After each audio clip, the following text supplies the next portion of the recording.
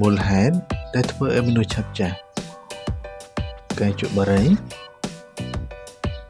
ជាតិពុលនៅក្នុងជាតិនីកូទីនបំផ្លាញកោសិកានិងបំបែកត្រទាប់កូឡាជែននិងសរសៃយឺតដែលនាំឲ្យកាច់ស្នាមជ្រួញនិងធ្វើឲ្យមុខតឹងណែនការមិនធ្វើលំហាត់ប្រាណនាំឲ្យខ្សោយសាច់ដុំកាត់បន្ថយដងស៊ីតេឆ្អឹង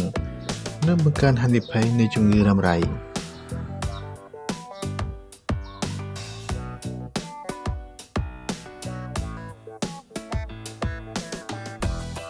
គេមិនគ្រប់គ្រាន់ការគេមិនគ្រប់គ្រាន់នាំឲ្យកម្រិតអរម៉ូនត្រេសខ្ពស់និងកោសិកាអាយុកាន់តែលឿន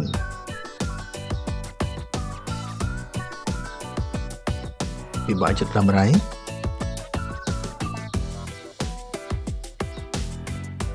កម្រិតស្ត្រេសខ្ពស់ធ្វើឲ្យខួរក្បាលបញ្ចេញសារធាតុ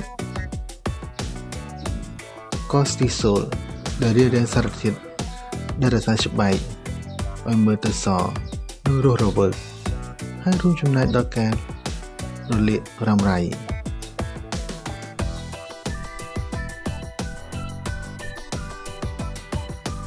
ទទួលទាញគ្រឿងស្រវឹងច្រើនការពឹកតាច្រើនអាចធ្វើឲ្យបាត់បង់ជាតិទឹកនិងធ្វើឲ្យខូចស្បែកនៅម្ចាស់មុនអាយុ